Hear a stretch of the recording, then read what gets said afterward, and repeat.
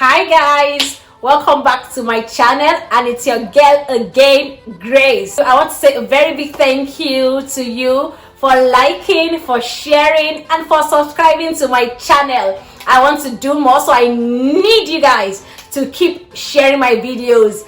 Thank you. So today I'm going to be talking about a very interesting topic, and it's about my immigration to Canada. I got an email from a friend saying that come share your story with us, and I thought, well, yeah, I should do this so that someone can just watch and just learn and just use it for his or her immigration journey to Canada. However, it's going to be in series, so for you to be able to view all the videos, you need to subscribe to my channel. Guys, subscribe.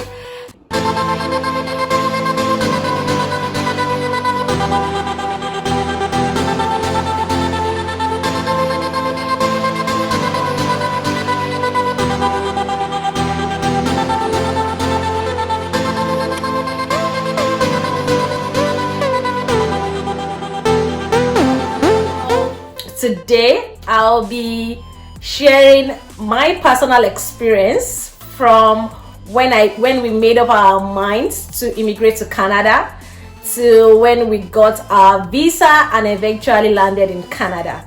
So it's going to be a longer video, but I'll try to keep it short and at the same time have more videos about it. So the decision to immigrate to Canada was made June 2018, and like I said in my first video, it took 1 year and 4 months. Although before then we've had people come to us and tell us gist about Canada and how to immigrate, but then it wasn't our priority. And I want to actually state that until you make up your mind to want to do it, it might not be if you hear things about it, you might not be interested until you personally make up your mind to immigrate and move to Canada.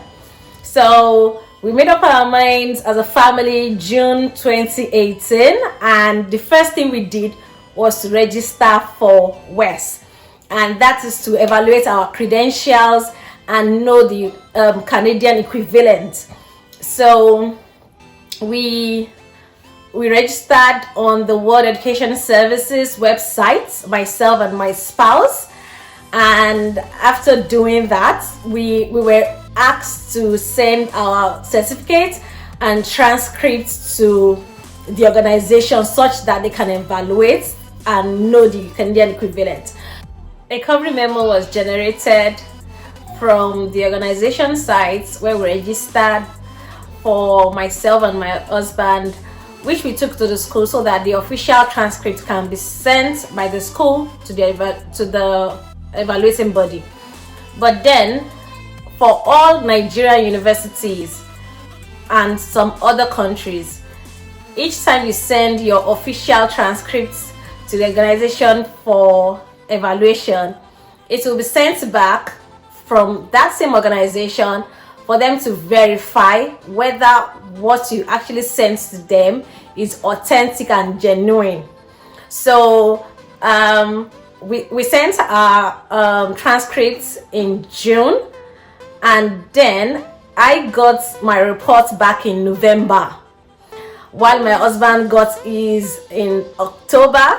Yes, and I'm sure you're wondering why the long time frame.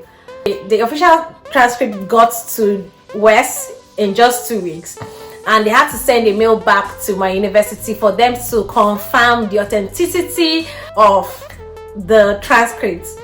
But then it's disappointing that the school said that they couldn't get the email because the official email used by the school wasn't opening, was faulty. So we had this back and forth for like 2 months, and at a point I got frustrated because I was always going back to the school and always contacting WES, and WES would tell me, oh, they've sent it again all over and over and over again. So what I had to resort to was to send a mail to the Dean of Postgraduate Studies telling him that this is an important thing for me to do at this point, and I don't want to lose out on this great opportunity, and he has to step in to look into the matter. And just say, I think it took 3 days for him to actually do something, because after 3 days, Wes sent a mail to me that they've actually received the verification of my official transcript, and then they will move ahead with the verification. So I got the report November 29th, 2018, and it came out as a master's equivalent for any Canadian school.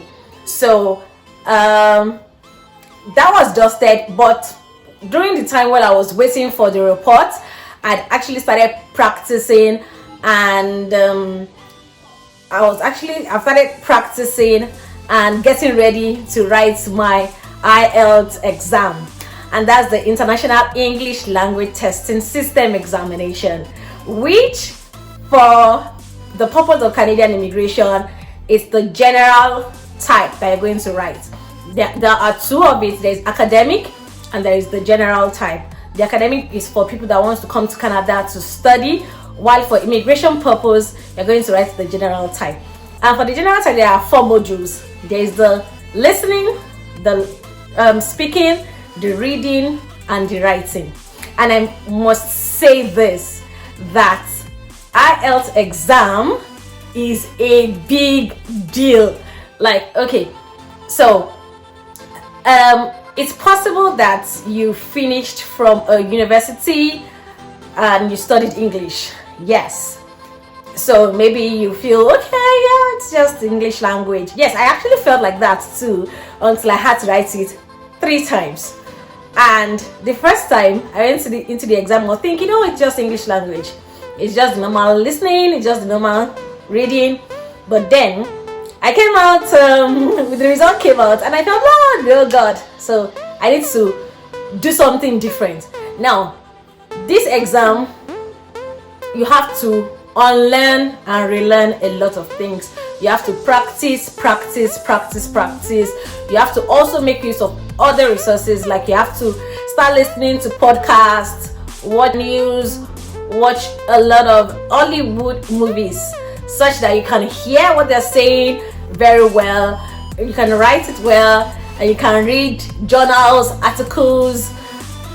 But it involves a lot of practice. I cannot overemphasize this, because guys, that exam is so if you don't want to keep wasting money and get stuck at a point, or even discouraged about the whole immigration thing, you have to really practice very hard and be sure that you're ready to take the exam before writing it the first time. So I wrote the first exam in September 2018, and 2 weeks later the result came out and it wasn't good. My husband also wrote this exam this same time, and his results came out fantastic but mine did not. So as the primary applicant for the process, I had to write it again so that I can have the minimum required score to move ahead with the application. However, I don't want to scare anyone, because I know of people that wrote the exam just once and they aced it. So you need to practice hard for the exam. I have friends that actually aced the exam just at once, and I want to say kudos to them. Okay, so if you're about writing the exam, please drop a comment.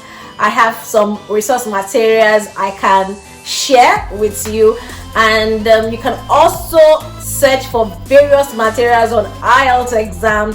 They are available, guys. So I wrote the second IELTS exam in January 2019, and as at that time I had read, I had prepared, but because of my time schedule with work and the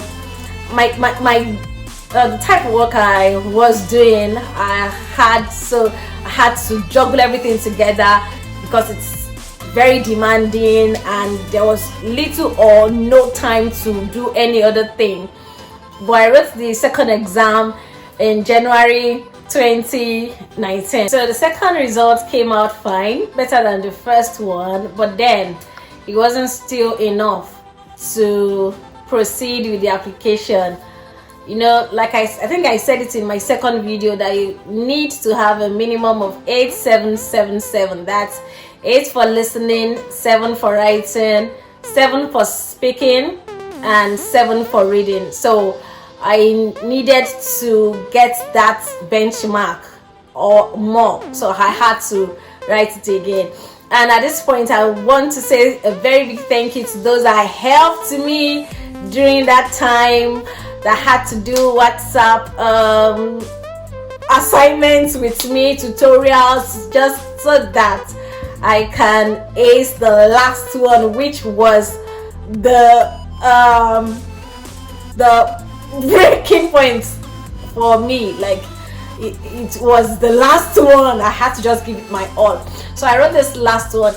Please, I want to apologize for the noise in the background. That's my children having fun outside. So I wrote the last one March 2019, and before writing this, because I had to write it in another state, I just decided to write it in another state. Not that there was any particular reason why I chose to move. I just wanted to write it in another state, just have another feel of environment and be ready to face the exam head on. So before going for the exam, I had already scheduled an appointment for my medical test, for the family medical test. So the medical test is one of the things that you're going to do, and for the immigration purpose, you'll be examined. If you're single, you'll be examined, and if you're married with your family, all of you guys will be examined by a registered and recognized hospital in your home country. Okay, so for the final exam, I went there, I wrote the exam, and the result came out, and it was nice.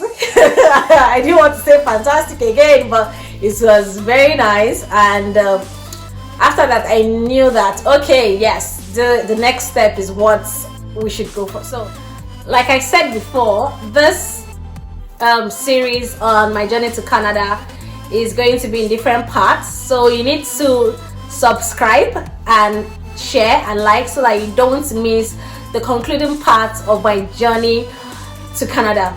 And if you have any questions, observations, or I said something you don't really understand, you can drop it in the comment section and I'll be glad to respond to you. Thank you for watching my videos. Thank you for always coming back to like, share, and subscribe to my channel. I love you. Bye.